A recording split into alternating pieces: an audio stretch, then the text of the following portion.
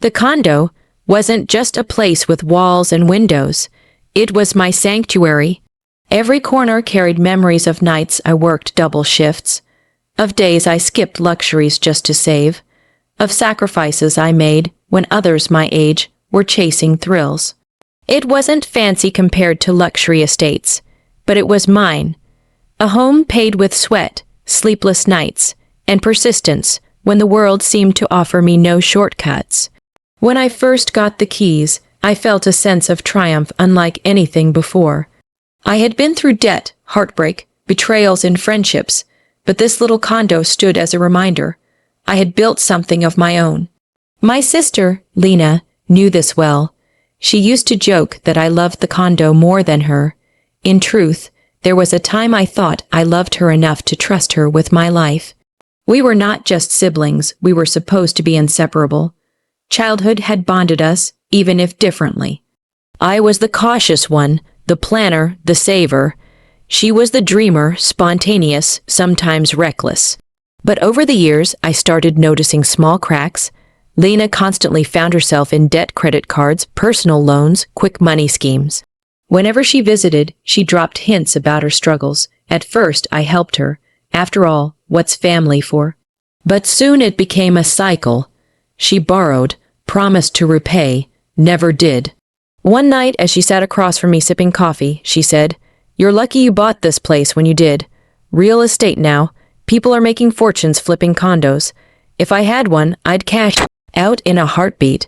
The words stung, not because she envied me, but because of the hunger in her voice. I brushed it off with a smile, but deep inside, unease started to crawl up my chest. My condo wasn't just real estate. It was special. Unknown to many when I purchased it, I had enrolled it under a unique Treasury linked property bond program for federally registered real estate. It was part of a system that safeguarded certain properties, ensuring they couldn't be sold or transferred without Treasury clearance. It was boring, bureaucratic paperwork to most, but to me, it was security. At the time, I never imagined why that detail would one day save me. The betrayal didn't come suddenly. It was like a storm building in silence. I had gone out of town for work, leaving Lena in the city.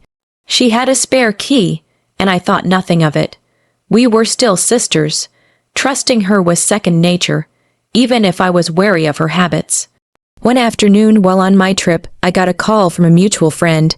"Hey, is it true? You sold your condo, congrats." My heart dropped. What? No, I didn't sell anything. The friend was confused, but I heard Lena talking about finalizing a deal. She said it's done already. I froze. My stomach churned with disbelief. I called Lena immediately, but she didn't answer. Hours turned into a sleepless night as I kept replaying her earlier words about selling if she ever had property. When I returned, I found the condo oddly cold. Papers weren't where I left them, and my drawer with personal files had been rummaged through. I confronted her. She denied everything at first, smiled too widely, avoided eye contact until the truth came crashing down. My lawyer called. "I need to ask, did you authorize the sale of your condo? Documents with your signature have been submitted." The world spun. My signature, my authorization. I rushed to see the papers. There it was. My name, my handwriting, or what looked like it. But I hadn't signed a thing. Lena had forged it. She hadn't just betrayed my trust. She had impersonated me, attempted to strip me of the very thing I built with my own hands. The betrayal hit harder than any heartbreak.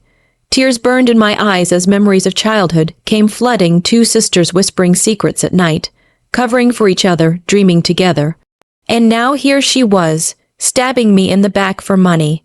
Family members found out. Some defended her. She must have been desperate. She probably planned to share with you, but they didn't understand. It wasn't about the money.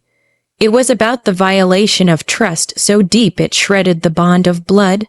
I thought it was over, that she had succeeded, until fate revealed the twist. My condo wasn't like any other property. It was registered with the Treasury Department. Her forged sale wasn't valid. It had triggered red flags. Treasury investigators flagged the transaction almost immediately.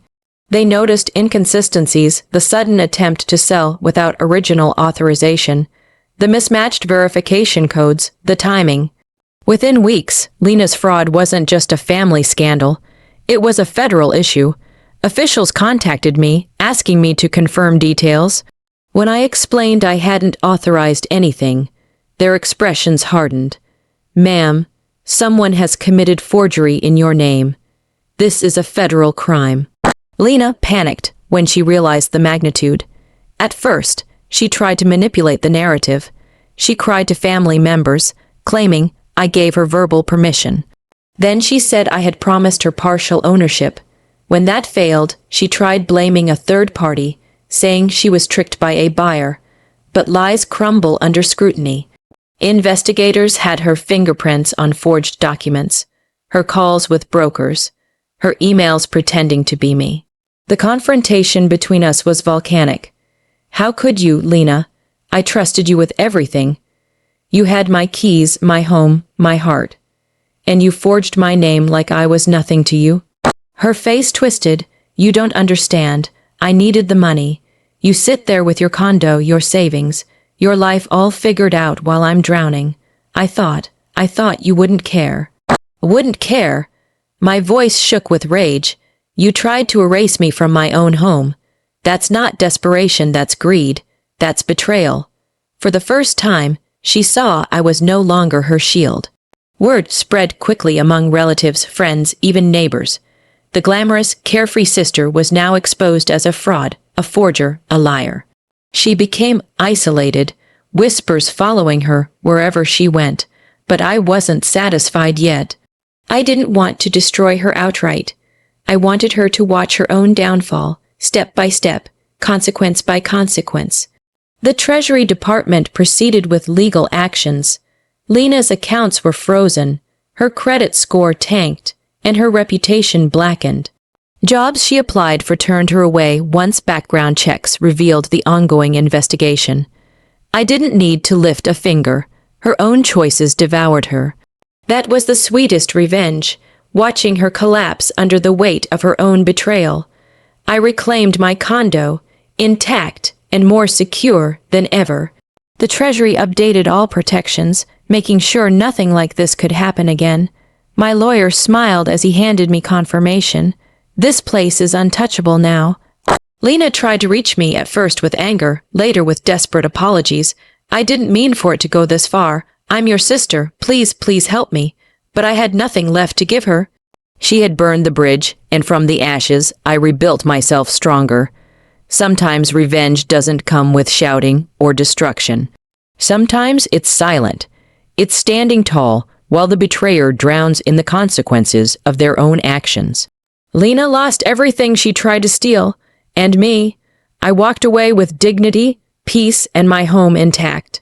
The condo stands still, sunlight pouring through its windows, as if whispering back to me, "You chose patience.